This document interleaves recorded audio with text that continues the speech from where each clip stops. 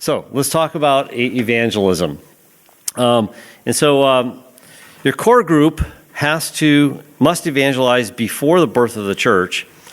If you don't, it's unlikely to happen after the church opens, after it births itself. Or what's going to happen is if your core group isn't actively involved in evangelism, and I've seen this happen many times, the church is going to stay small, and you're only going to attract other Christians.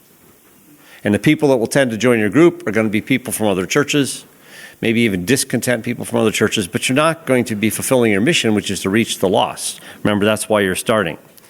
So everyone has to be involved. The importance of evangelism must be taught, emphasized, and modeled throughout every month of the church's life. So as the lead pastor or as the lead church planner and your team, you have to set the example. So so we had that list of all the people that might be on your launch team, right? And everyone's got different jobs. And if you remember, one of those jobs was evangelist, recruiter type person. What that does not mean is that that's the only person that does evangelism, okay? That's a mistake. And I don't care if you don't have the gift of evangelism, too bad, you still have to do it, okay? So everybody on the launch team needs to be doing evangelism all the time. I mean, that's the whole point of why you're doing this, right? It's not just the role of a few people, but it's the role of everybody to be doing that constantly, because you want to be adding people. You want people to be hearing the gospel and considering the gospel and considering what your church is going to bring to the community. So I'll tell you a story here in a moment, but John 4, we're not going to go through this whole thing, but John 4 is often, this is the woman at the well story. Jesus meets the woman at the well, has an evangelistic conversation with her. It's a very long passage, and she comes to understand who she is in light of God, who Jesus is, what salvation is, and she goes and excitedly tells her community. Jesus ends up staying a while. The town converts, these types of things. But what I want to focus on in this passage is actually starting in verse 31, is that another aspect to the story is that Jesus is really training his disciples to do evangelism throughout this whole process of what's going on. And so in verse, at the end of the story, when she's busy, Jesus says, starting in verse 31, chapter 4, "Meanwhile, the disciples were urging him, saying, 'Rabbi, eat.' But he said to them, 'I have food to eat that you don't know about.'" Okay? Jesus always likes to confuse his disciples. That's one of my favorite methods of discipleship is to not answer people's questions and give them really weird things to think about. So, 33. "So the disciples said to one another, 'Has anyone brought him something to eat?' Jesus said to them, 'My food is to do the will of him who sent me and to accomplish his work. Do you not say, there are yet 4 months, then comes the harvest? Look, I tell you, lift up your eyes and see that the fields are white for harvest. Already the one who reaps is receiving wages and gathering fruit for eternal life, so that the sower and the reaper may rejoice together. For here the saying holds true, one sows and another reaps. I send you to reap for that which you did not labor. Others have labored, and you have entered into their labor." And so this is a major commentary, the way John tells the story, that Jesus was really training his disciples on how to do evangelism and how to see the world and how to see people. And so how do we train most effectively? And I really I was so excited about what June was saying about how, you do training and how, you go to seminars and basically they're ineffective because you don't do it. And so I finally, maybe you've experienced this too. So I've been a pastor for 25 years or so, on and off. And I came to the conclusion a long time ago, that the worst way to teach evangelism is to teach it. Okay? I never teach evangelism.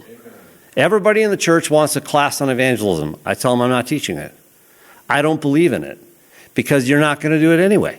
So why should I waste my time with you teaching you about evangelism? So we never have evangelism classes. I've never done one. I refuse to do them. So if people want to learn evangelism, I say, okay, great, come with me.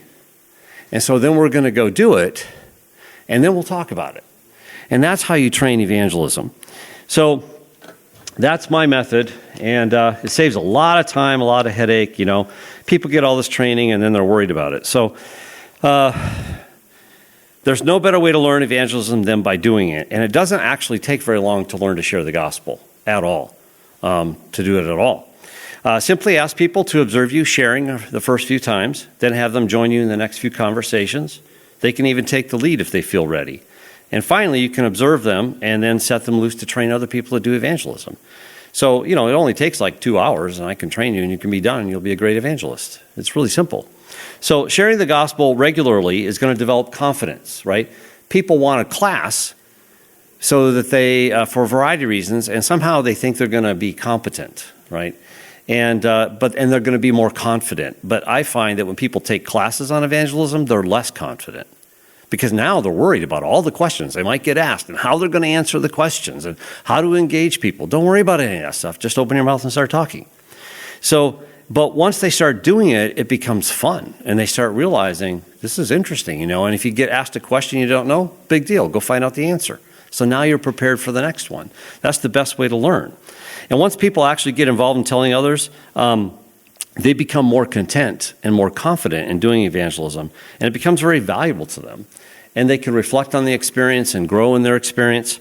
And one of my favorite passages is Philemon 1:6. It says, I pray that the sharing of your faith may become effective for the full knowledge of every good thing that is in us for the sake of Jesus Christ. Because I think when you share your faith, you come to learn the gospel better. So it's not in, filling out notes, right? It's in actually telling other people about the reason for the hope that is in you, showing them passages in the Bible, answering their questions about life and struggles and sin and eternal life and whatever's on their mind. And so I could talk about so many different ways we train people in evangelism, but basically I just take them out and do it. And that's the best way to train anybody in evangelism. Any comments or questions on that? Yes? Do you go cold turkey, or do you take them to visit visitors to your worship services? Whatever they want to do. Yeah.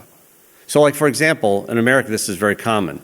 Like, people think they need relationships. I don't think you do to share the gospel, right? You don't need a relationship. And you can build a relationship in like 10 seconds, and then you have a relationship. So then you can share with them.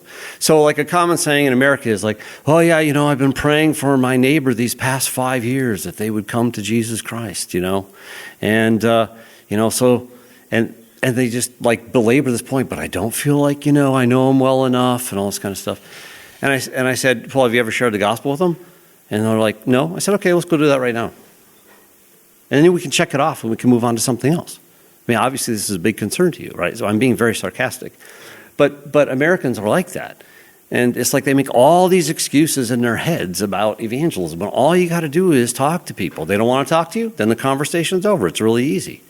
So why do you have to worry about this, And so, they just give me so many excuses. But we'll just talk to whoever. So if I'm training, college kids or whatever, we'll just, go to the campus and just sit down and start making conversations.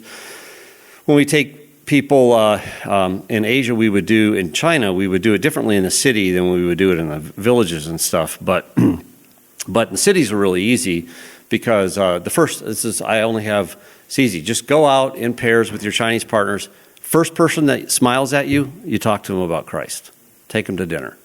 And so, and then we have particular methodology there in that I don't believe in sharing the gospel one-on-one. I think it's another waste of time.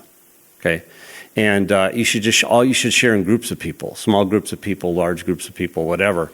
And we try to get them already to be networked, to build the community first, and then you share the gospel, because it's a lot easier if you got a bunch of friends in the room and they're all discussing the gospel together. So if one of them decides that, hey, I think this stuff's true, they're going to be able to convince each other that this is true. And then you've got a nascent church, because you're going to have a natural-born leader probably in that group, right? Because every group has a leader. And so you can effectively get the beginnings of a church going in an afternoon. And that's how we would do it in China and some other places. But one-on-one, especially in that context, doesn't work. Because if you share the gospel with somebody over here, and they come to faith, and somebody over here, they come to faith, and somebody over here, and they come to faith, and you say, hey, the three of you should all, or whatever, get together. It's like, well, I don't know them. And so they're afraid of others. So we do it backwards in America, I think, because it's an individualistic culture. And so it's really hard to build community in church that way. It takes forever. But if we would just build the relationships first and get the group together, then you can have a much more lively discussion and actually is going to go somewhere. I don't know if that makes sense to you, or if you agree or disagree. You can disagree, that's fine. But I found that that's a lot more effective. It's a lot more fun. And if your goal is church planting or building groups, or you're going to build maybe a cell church model or a missional group model type of a church thing, why not just start with the groups on the front end? Because it's easier to get the groups together, let them form their own groups, and then share the gospel, rather than sharing the gospel with all these individual people and trying to create an artificial group that may or may not work in that society or that community. So that's the way we would do it, and it was highly effective. So we have time for one story? Yeah, okay, so one story. It's a China story. But so anyway, this Chinese friend of mine and I, we show up in this village, actually. It was a small town of about 2 million. So we're in this small town of 2 million, and everybody meets in the square, so in the park. So he and I, we just go hang out in the park, and eventually we see this guy, playing with his kids. So we just, go up to him and chat with him. He's like, "Oh, where are you from? I'm a foreigner." That's how you got to identify yourself there. Yeah, I'm a foreigner. I don't belong. And so then we start talking. We talk about our families and our kids, and we become good friends. And so for some reason, everybody likes to eat there. And so we said, "Hey, would you like to go out for lunch?" It's like, "Sure." And they always have time. I don't know how that is, but it's like, "Yeah, sure, let's go to lunch." I said, "Okay, great." I said, "Do you have any friends that would like to join us for lunch?" And he's like, "Oh, probably. Let me introduce you to some of them." So then we start walking through the town, and he takes us to go visit his dentist. And nothing was wrong with our teeth, but he just liked his dentist. So he said, "Go meet my dentist." And I said, "Okay." So 'cause I think his dentist studied in America or something, so he wanted to meet an American. So we went and met his dentist, and we had tea with his dentist, and we talked about stuff and life and sports and politics and whatever things he was interested in. Asked him about his family and these kinds of things. And it's like, "Great." He said, "We're going to be going to lunch here, and would you like to join us?" He said, "Oh, yeah, I think that would be great." And he said, "Okay, do you have any other friends that would like to come along too? They're welcome." He's like, "Okay, I'll think about that. I don't know anybody right now." And I said, "Well, if you do, just send them a text and tell them where we're going, and we'll meet them." And so then we start walking toward the restaurant, and I say, "Well, you know anybody else on this street?" He goes, "Oh, yeah, I usually buy my groceries here." I said, "Okay, well, let's go meet the people that work at the grocery store." So he goes and introduces me to all his friends at the grocery store, and we're talking, and same scenario. And he says, "Hey, we're going to lunch. Would you like to join us?" And I don't know, somehow they got off work, said, "Oh, yeah, we'll go to lunch with you guys. That sounds fun." So, okay. So we're doing all this, and I keep asking, "You got any other friends that we can invite?" And so we get to the restaurant, and by the time we get there, we have 20 people showing up at lunch. All friends, right? They're already friends. And so we, you get a back private room with the big, table and this kind of thing, and lunch is 3-hour or 4-hour lunchtime. So we just start doing that, and then all of a sudden, we're able to get to the gospel point. And I also had an American with me. I was training. And so it wasn't Daniel, but it was another one. And I just said, "Hey, why don't you?" They love stories. Just tell them the story of how you became a Christian. And they love stories. So they just told the story of how I became a Christian, no pressure. And they just had a bunch of questions. "Do you have any questions about his story?" And it's all very interesting. And it's like all of a sudden religion comes up. "Well, my parents were atheists. My parents are Buddhists. I don't really believe anything. But, but I do go to the shrines because, good luck might happen. And I might get more money. And so the conversation just goes on for 3 hours like this, And then I'll pick on, some other American, because I never do it because I just like telling people what to do. And so I say, "Hey, why don't you just share the gospel message straight up with these guys? I think they'd love to hear it." So they don't know anything about Jesus Christ. And so they read in a book somewhere there was this guy named Jesus. And so start at the beginning and just tell us the whole story. We got time. So they do. And so they just tell the whole story from creation, basically, to Christ, as the saying goes these days. We didn't use that material, but that's what they did. And, on that group of 20 people, we'll start asking, "So what do you think?" And then we get into faith conversations. And there's usually 2 or 3, because this is a very unreached area. It's never been reaped before. So we would experience like 10% rates of profession of faith. And so a couple people would say, "Yeah, I think this is true." And so a couple of them believe, and then we'll ask a few others, "Well, what do you think?" It's like, "Well, I don't know, but I'd be interested in studying some more." And so, okay. Well, because my Chinese friend here, he lives, nearby, and he'll be glad to come back and help you study the Bible. I'm like, okay. It's like, well, maybe as a group you could just get together and do that. It's like, that would be wonderful. So now we've got a Chinese leader, Christian, and a whole group of about 15 men, and who knows how many other people are going to be coming, weekly studying the Bible in an afternoon. Okay? But it doesn't stop there. So then what we'll do is after we break up for lunch, say our goodbyes, we'll connect with those 2 or 3 people that are really interested and say, hey, would you like to do dinner tonight? Because, you just got to eat all the time. And so they're like, oh, yeah. But this time, let's just talk more about God and spiritual things. We'll just talk about that. How's that sound? Like, that'd be great. It's like, okay, any other friends that are interested in spiritual things? I mean, they don't have to be Christians or anything, but just people that would be interested in talking about God. And I'm like, well, I don't know. I said, well, just think about it. Dinner's, just a few hours away. And so, feel free to invite them, because you just tell them we're going to talk about God the whole night, okay? And so we don't know what's going to happen. We show up at dinner at the appointed location. Of course, you always switch restaurants so you don't get followed and stuff like that. But then, we show up, and now we've got another 20 people, let's say, who want to talk about God. So we already had the seeker group, so to speak, but now we got this other group, and we just start right off into the gospel. So we just get to talk to them. 3-4 hours, everybody shares their testimonies. We talk about God. We look up Bible passages. We talk about the whole gospel thing. And so by the end of the night, maybe a few other people come to faith in Christ, and they're all friends, but those people are friends, and they're friends. And so at the end of the day, you've already shared now with 40 people who are all friends. A few of them are believing. A few of them are very interested. A few more of them would love to get together and study the Bible. And you've got your Chinese partner who's doing this with you all the whole time and translating. And they may be a young believer, but, we don't care. And so now they're in charge of this whole group. And that was sort of our strategy in the cities. I won't tell you about the rural communities. That was another fascinating one. But that's how we would do it. And so the group evangelism, especially in this context, was much more effective. And so I've even tried to adopt that myself in my own life. So it's like, I don't want to talk to one person. I got better things to do. But if they're willing to gather some people for a conversation, hey, that would be fun. So I don't know how I got on that. Sorry. Let's go to the next thing. But anyway, so that's how we would do it. Over there. So let's talk about connections. So using our spheres of influence, family, friends, neighbors, coworkers. So there I was using friends because that was a big deal in their culture. Biological world, your people you choose to be friends with, your volitional world, your geographical world, people who live near you, coworkers. So there are all these groups that you're going to have natural opportunities to share the gospel with. In China, they have work groups, which is not on this list. And so we would often take advantage of those things too, where you could start churches and businesses. Okay, because people tend to be friends in the businesses, and so we just start churches in the businesses. And I know a lot of business owners that basically pastor churches and run their business at the same time. So what kinds of circles in Slovakia do you have? Where do you meet people?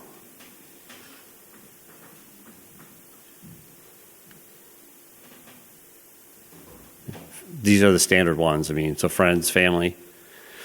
Okay, so my question, though, is what about people outside your sphere of influence? Like John 4, Jesus didn't know that lady at the well. Right? He didn't know her.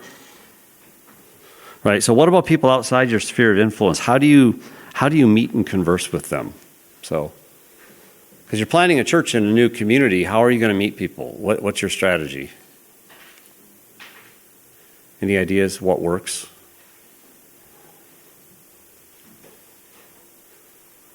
Any success stories? Somebody, Tomasz Grulik, you must have stories. Are you paying attention back there? Yeah. So how do you meet new people in Network Praha? What kind of strategies do you use? Firstly, we started with writing our social network. Okay. This stuff, yep. Our sphere of influence, and we, as a group, we started to pray for those people. Okay. After several months, we realized that really majority of those people whom we prayed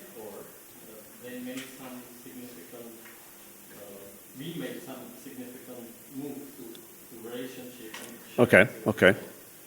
And there was both comfort, prayer together as well as our accountability. Because when we are praying, there will be those questions. So how the guy is doing. Yes. So as a group, we made a big difference just to start to think about our social network as Okay. well as to start to pray. Good. The other thing, we start to create some space for just to be think, and something worked out, something didn't. So, for example, there was like a party and trip and so on, and it wasn't working what we expected. Okay. So we tried another thing, because we have several crazy people towards movies, so we started movie club. Oh, good idea. Good movie and discussion about the movie. In the beginning it was just the opening, but just now it's with a group of friends every month discussing live. Yep. Because of movie, and now there is like, I don't know, 15 people around this movie club. Yeah. We are thinking about starting something similar for art, visiting some galleries together. Yep. And so, Great. and having lunch after. Yeah. So another is apartment concert. Okay. One member of our team is musician, so she decided to do house concert, inviting their friends and so Those are really good examples. our events. Yeah. So taking your social networks first, if I can summarize, and taking your social networks, praying intentionally for them, intentionally moving into people's lives and having conversations, and then seeing God work, right? Then with people that you don't know yet, you can find common interests. And, your society probably has clubs like this for people that are various affinity groups and stuff. So start one. Start a movie club, book clubs I've heard of, golfing, whatever. I don't know. It seems to me you should have a lot of beer clubs, going on, And so, I don't know, I was hanging out with a bunch of you the other night, and of course, I spilled my wine on somebody's pants. But anyway, it was an interesting evening. But there's all these opportunities where you gather together on social events, and you can just turn them into gospel type of opportunities. So I just want to encourage you to try to find ways to do that and converse with them. I don't have the gift of evangelism, I wouldn't say, but other people do. My mother used to have a saying. She's in glory now, but she used to have a saying that she's never met a stranger. My mother's never met a stranger, because if she were here within 5 minutes, she would know everything about every one of you. And you would love her, right? And, she goes to the parking garage to get her car. If she sees somebody, she's going to just go talk to them, right? That's my mother. So, but my kids, how kids are like, especially the young teenagers and stuff, they'll say, well, Dad, I don't want to go to this group or this school or this youth group or whatever they're going to, this party, because I don't know anyone. And I always tell them, well, that's easy. Just introduce yourself to everybody and then you'll know everybody. Right? And then they'll say, oh, Dad, it doesn't work that way. And I said, okay, I'll go with you and I'll introduce you to all your friends. So that works. Yeah. Well, then they go and don't complain anymore. So, yeah. So anyway, I think, both groups, it works really well. You want to take advantage of all your social networks because you already have these connections. And to be intentional about them, and I'm going to give you one tool in a few minutes on doing that. But then I think we also need to think about how we're going to reach those people that are not in our social networks, because you're limiting yourself if you're only going to share with people in your social networks. So you got to expand your social networks. And so even in our church, people might have tried certain social networks and they'll say things like, well, I keep praying for all these people, but no one seems spiritually interested. So I just tell them, well, quit the club and start a new one. Right? If you're fishing in a certain part of the lake and the fish are not biting, what are you going to do? Stay there the rest of the day? No. You're going to pull in your fishing line and move to somewhere else and then start fishing, right? So it's the same thing. So it's just start joining groups, and once you fished out the spot, then quit and go to another one. So that's the best way to do it. So transformed life. The key to penetrating any of these fears is a transformed life. Now, I think this is especially true with people you know, right? I mean, people that don't know you, it doesn't really matter, because they wouldn't know if you've been transformed or not. I mean, you should tell them stories, but the people who know you especially, that transformation is really important. Non-Christians have two problems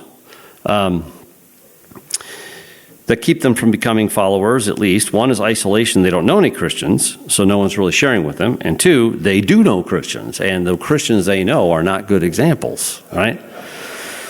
So you want to be a good example. But talk about how the gospel transformed your life. Sometimes we get trained to do evangelism, and all we do is share sort of like the basic points of the intellectual aspect of the gospel or something. But, most people would like to hear more. And sometimes they don't know anything about what Jesus really did. They just think they do. So you got to fill them in, backfill them in and all that. But to talk about the reality of the presence of Christ in your life now, and sharing struggles too. Right? And so oftentimes we just think we need to project that Christ has totally transformed my life and there's nothing wrong left in me, right? Type of thing. But I think non-Christians are especially interested in stories of how you struggle with things that they struggle with in their life. In fact, I have a friend of mine, he's part of CAM now too, and he's planting churches in Sacramento, using cell group models. But his main approach is he calls them, what does he call those things? Do you remember what he calls them, Steve? I don't know. He calls them French wine parties or something. French picnics. Yeah. So this is his approach, but it's called City Villages is his ministry. But basically, what they do is he's targeting particularly people over 45 because it's the hardest group to reach, right? So easy groups don't need to reach them because everybody else is. So he picks the hard group, and then what they do is they'll have a topic, but they'll just drink wine because that's what people do in Northern California, right?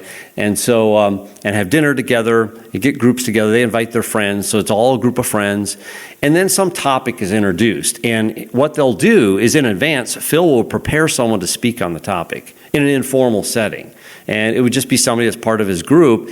And he would interview them in advance about stuff and train them on things. And then he would sort of be like a TV interviewer in a way, right? And he'd present to them his topic. And maybe it's somebody sharing, how their son, made it through a drug rehab program. And this person starts sharing about, how they did as a parent through this problem. And, other people start identifying, but they never share the gospel. Not here. This is just to talk about life. Talk about struggles. And it's going to come out that as that couple is talking or being interviewed, they're obviously drawing on resources to deal with this problem that the other people in the room don't know what those resources are. And you leave them hanging and you don't answer any questions about that, really. You see? And so you continually build this spiritual interest in people until the appropriate time when the Spirit leads you to really fully share. People keep coming back. And they keep coming back. Because it's so interesting, and they're starting to realize these Christians, they're just like us. And they struggle with the same kinds of problems and disappointments and heartaches in life, especially at that stage in life. Illnesses, dying parents, et cetera. The list goes on. And they're not always depressing topics. I mean, sometimes they might talk about, hey, a great trip we took, to Vienna. I'll talk about that. But anyway, so...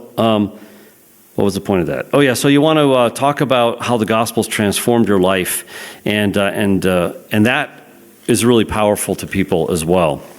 So your personal testimony, probably a lot of us have gotten training in this. You train people to share their testimony very simply, before, during, and after type thing. What were you like before you met Jesus? How did you come to know Jesus? And when I train people to do their testimonies, I make sure that when they talk about how they came to know Christ, they actually have the gospel in there that's clear. So that if someone only heard that, they would know exactly what it means to be a Christian. Okay, so you don't leave it nebulous. And then what you've experienced on your journey so far. How has Jesus changed the way you think, habits in your life, the way you treat people, maybe, various relationships. And so there are a lot of advantages to sharing a concise testimony. So I wanted to give you an illustration of this. So I have one here. So I thought about this. We talked about prayer walking the other day, right? Right, prayer walking, didn't we? right? You did, yeah. Okay. So we moved when I just started replanting this church about a year in or 2 years in. We moved to a new neighborhood where new homes were being built, and the advantage of that is everybody's new in the community. And so, and everybody's hanging out at night, not necessarily wanting to know each other, but they're checking out the neighborhood, so we're eating dinner right in front of the window. So as soon as we see somebody walking down the street, we get up and go outside. And then we go meet them, right? And so, but anyway, there's this one woman that moved in later, a divorced single mother with 2 young boys, moved in across the street from us. And, my wife noticed it, I noticed it, new neighbor. And I had been prayer walking every Sunday night, but just myself, through my neighborhood, praying for each of the houses in the neighborhood. Now, eventually, a couple of my neighbors came to know Christ, but so this was one of them. And so my wife is really good at inviting herself over to other people's houses. Yeah, so am I. And so you never have to have dinner alone. And so she just noticed that she was moving in, and my boys were a little younger than their boys. We still had some of our girls at home. And so my wife likes to cook or bake. And so she just made some stuff, took it over there, welcomed, self-appointed welcome chairman of our neighborhood. And she just, welcomed Desiree into the community. That's her name, Desiree. You would love her. She's hilarious. But she's this Italian Jewish lady. It's just amazingly funny. But so she's Catholic and Jewish at the same time, she tells us. But anyway, so my wife brings over this food, and Desiree just starts sharing about how hard her life is. And so she ends up staying over there for a while, just talking to her, and it's a long story, but anyway, so she invited herself over that way, and then just said, well, is there anything we can do to help you move in, right? And of course there is, because she's a single mom with 2 young boys, and so I'll go help them move in, we'll grab some other neighbors, we'll help you move in type of thing. But she eventually came to know Jesus Christ. It worked out this way. My boys are not particularly... what would you say? Good evangelists in the sense of being sensitive. So they just told her boys that they were going to hell and they needed Jesus. So their boys run into their mom and say, Mom, Isaiah and Micah told us we're going to hell. Is that true? And she's like, I don't know, maybe so. And so we've since trained our boys to be a little more sensitive to people, but it worked, so whatever, so it worked. So then we ended up in these conversations about the gospel with them. So I brought her testimony because I ended up baptizing her not long after that. And one of the first new converts in this church plant, we were to replant. So here's her testimony. I'm going to read it to you. I was raised Catholic. My grandparents were Catholic. My parents were Catholic. So I was Catholic. When I was a teenager, my aunt became born again. And because I spent a lot of time with my cousins in the summertime, I would visit their church with them every Sunday. I really liked it. I loved the youth group and doing activities with them. I also made lots of friends there and really enjoyed being with these people. When I was about 13, I went to a Christian camp with my cousin. I had so much fun there. Christians really know how to have a good time. And if you knew Desiree, that's what she lives for. So while I was there, I began to realize that this is what I wanted, to accept Christ into my heart and to become a Christian. When I told my parents about this, they said, absolutely not. You are Catholic. We are Catholic. Your grandparents are Catholic. You're Catholic. That's it. So I decided not to have any relationship with God. And I didn't for a long time after this. I still believed, but I didn't make any effort to have a relationship with God. I married a Jewish man. During our marriage, we celebrated all the holidays. She's also half Mexican, too. Okay, so we celebrated all the holidays, Hanukkah, Christmas, Passover, and Easter. However, we didn't practice either religion. Honestly, I felt lost, but I didn't know what was missing or where to find it. During our marriage, I would think, there's got to be something else. But I didn't know what that might be. I considered going to church, but I knew my husband would not go with me, and that would just create one more point of contention between us, so I never went. Nor did I discuss it with him.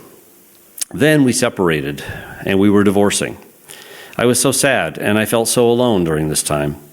I had lots of friends and family who would listen to me, but still, I felt alone. Again, I did not know what was missing or where to find it. And during the divorce, I was forced to sell our home and move. God put me right across the street from the Holmquists, and I quickly became friends with Linda. She told me about her life, her husband, the church, and their children. I was amazed by her faith and her strength. I would ask her a lot of questions, but always the answer was God. I thought, I want that. We also have a love for baking in common. Often we would share recipes and ideas. One day, Linda invited me to go to a Bible study, Healing Your Heart, which was perfect for me. When she asked me if I would be interested, I replied, what can it hurt? And it didn't hurt at all. It was healing and so much of what I needed. Soon, the Bible study was being held in my home. I was amazed by my reading of the Bible and all that the Word had to offer me. One of the first verses I learned that really spoke to me and still touches me is Jeremiah 17:14. Heal me, O Lord, and I will be healed. Save me, and I will be saved. For you are my praise. Often I would find myself calling out to God with these words, and I did feel the strength of his healing power. One day, Linda and I were the only ones who could make it to Bible study. She told me about God and all the wonderful things he had to offer me. She also told me the only way to get to God was through Jesus. She tried to talk me out of it, explaining that it wouldn't be easy. I told her I wanted it, and this is what I've been looking for all along. I also found out about God's power of forgiveness. I was in awe at the knowledge that God would forgive my sins if only I confessed them and asked for forgiveness. This gave me a great sense of comfort. Also, I learned to ask God to put forgiveness in my heart. This has been a difficult process for me, but it is something the Lord is constantly working on through me. I am able to forgive, and to be forgiven is an awesome feeling. Then I started coming to church and bringing my sons to church too. I bought them Bibles and Bible holders, and they loved it. They are so enthralled by the Word. They really enjoy Sunday school too. Micah and Isaiah told them about being Christians too. She's nice. But that part is their story to tell. So now we come to church every week. We pray every day. We talk about God and Jesus in our home. It is amazing to see the Holy Spirit working in our lives. So many things that I would never have considered possible have happened because of our faith. I am so thankful to God for calling me to himself. I know what's happening in my life now is his will, and I'm comforted by the knowledge of his strength. Now I have a sense of peace that I had never had before. I feel comforted because I know the Father is always with me. Lisa and I, this is the new pastor's wife. Lisa and I this was a different Lisa, sorry. Lisa and I often call each other for advice or support. Always the answer is God. By the way, my parents are now Christians too. My mother left the Catholic Church several years ago, but she never told me that she had been attending a Christian church until I told her about mine. Recently, I attended her baptism, and we all celebrated afterwards. That's Desiree's story, and it goes on. Eventually, she ended up meeting another man and getting married, and he's a strong believer now, too. So it's just it's an example of a good testimony. It means a lot to us. You see the transformation in her life, and her baptism testimony with all her friends there and all her Catholic relatives was quite the sight. So some evangelism models, that you might try. Personal evangelism is best done, of course, when it's in the context of a relationship, but don't let it keep you from, share with everybody that comes your way. Evangelistic Bible studies you can hold, alpha-type courses. I don't know if you have those here. It's just like a teaching the Bible through story and through its own story. Open discipleship groups. You can combine Christian and non-Christian groups. Evangelistic events. Some of the best evangelists and leaders are not yet believers. They'll be won through your people. So like after Desiree became a Christian, it's like all of a sudden we multiplied our evangelistic team because her life was so radically transformed. I mean, who knew all that? I mean, my wife just said, I'll bake something and take it over there. And it turns out that's like what they have in common, And we even have a key to our house now, so we can go steal stuff when we need it to bake. It's great. So we share everything. It's fun. But so what have you used or seen that has worked well? And I think you should be highly pragmatic when it comes to evangelism. Just figure out what works well and do it. Figure out what doesn't work well and stop it. And just keep working on becoming evangelistic. So the problem in many places in the world, including our country, is this, and then you can tell me what's a problem here. So in the U.S., Ed Stetzer, a Christian research guy, says that regarding church planting, the church planting conferences are better and the excitement is bigger, but we have only incremental progress when it comes to the evangelistic fruits of actually church planting. People love to be missional. People love to plant churches, but when we actually talk about sharing the good news of the gospel, calling men and women to trust and follow Jesus, the passion can falter. Is that a problem here where like Christians love to talk about evangelism? They just don't like doing it? That's a problem? Yeah, I know it's a problem. It's a problem for me too. So we got to find ways to engage our people in doing this. So is the problem in our methods or in our passion? Ed Stetzer speaks about the common current reality. Evangelistic intentionality is far more important than evangelistic strategy. The fact that you do something is much more significant than what you do when it comes to evangelism. The answer, it seems, is to just go do it, right? It's like what I've been saying this whole time. It's like you don't need to prepare to do evangelism, right? Daniel, I'm going to use you as an example. So, he's a very studious, smart guy, believer 7 or 9 years or something like that, but amazing growth in his life and family, as he's told many of you. But he's like, what do I need to do? We're talking about evangelistic type opportunities that might come up. What do I need to do to prepare? I said, nothing, just go read one gospel, Matthew, Mark, Luke, or John, read it a lot.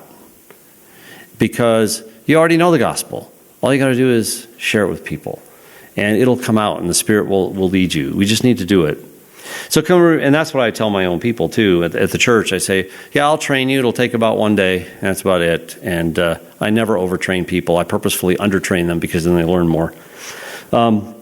Can we remember as we start a project or continue in it that if we don't see conversions during the prenatal life of the church, we're likely not going to see it afterwards. So you really have to settle your commitment up front with your team as well, that all of us are going to be doing evangelism all the time. And we're going to constantly be thinking about it. Otherwise, your church plant is going to be small, and you want it to be big. So how much time do I have? Whatever it says up there. Okay, I know, but it's backwards. Okay. So, it's 11. Yeah, I think I have a few minutes. Okay, so there is a... You have the next guy's section.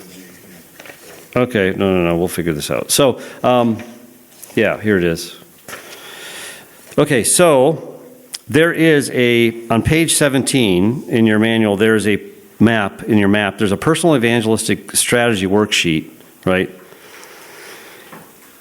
And there's also a page, I think it says 16 or 18, I can't read it. What will you do to advance evangelism in your church plant? So here they are.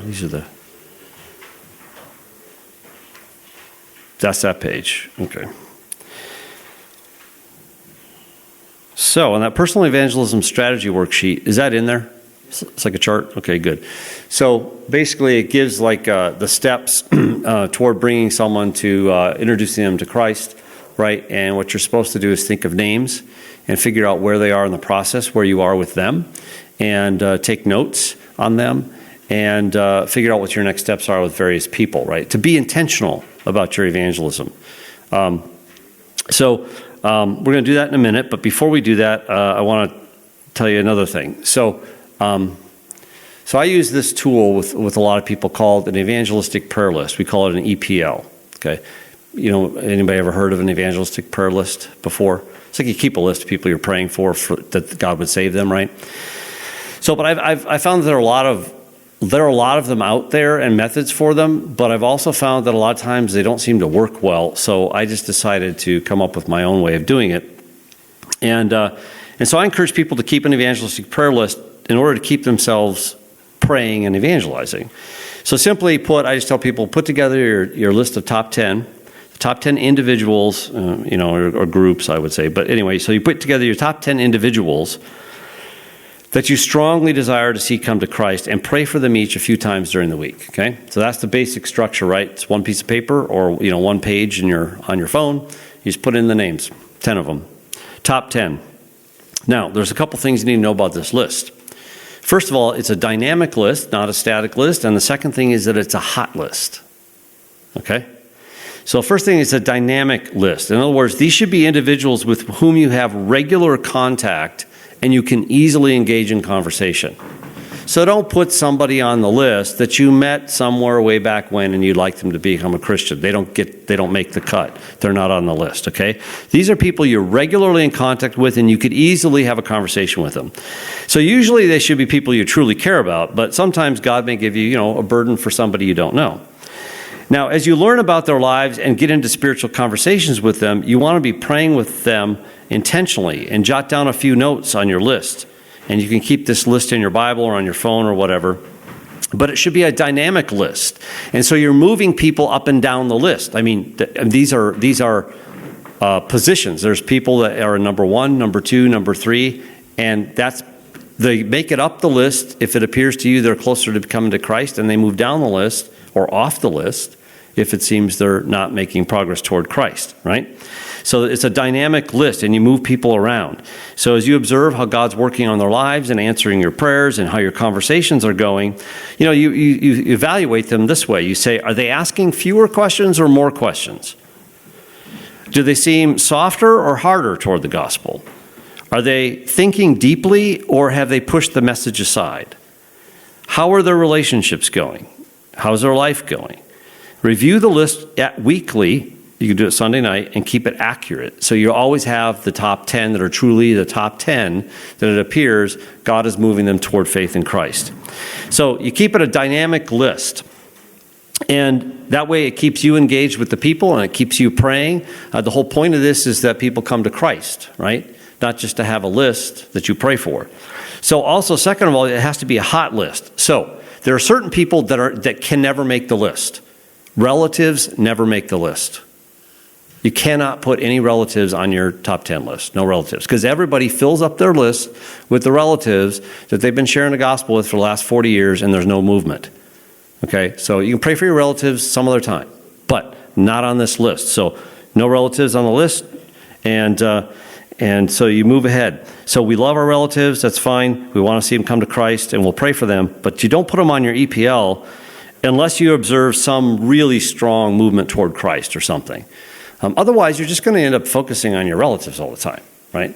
And a prophet's not without honor in his hometown often. So you want to put people on there that are actually making progress. So, and you want it to be current and exciting, and you're going to be moving people up and down on the list. It doesn't mean that if you're moving people up and down on the list or you're taking them off the list that you're unfriending them for life, right? So you don't have to feel guilty like you unfriended them on Facebook or you unfriended them, on your EPL because they don't know they're on the EPL.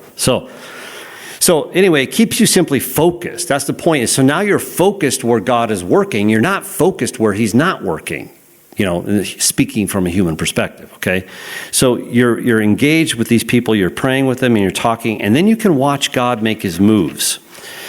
And what you'll find is that God is mightily at work in people all around you. And by praying, you're going to see it. Because as you pray, your eyes get open. And you'll become more sensitive to the Spirit's leading in these people's lives. And see God answer your prayers.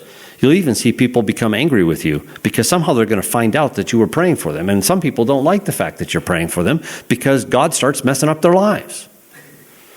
So they may say, stop praying for me, right? But you're going to see people change too. You'll even see... they're wrestling with the gospel and they get scared.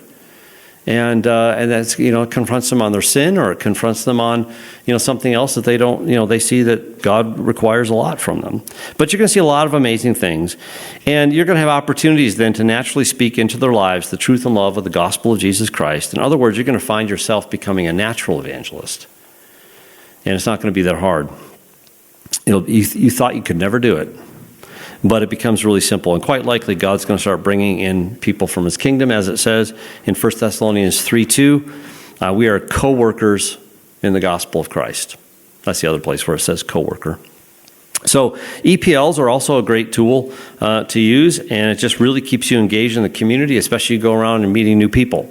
So we've got about, 10 minutes. So let's just take 10 minutes and do that sheet on the back, the personal evangelistic strategy worksheet, and then also in your groups, talk about how you're going to advance evangelism in your church plant. So there's 2 map exercises, basically. So let's do those for the next 10 minutes, and then we'll go into our next break.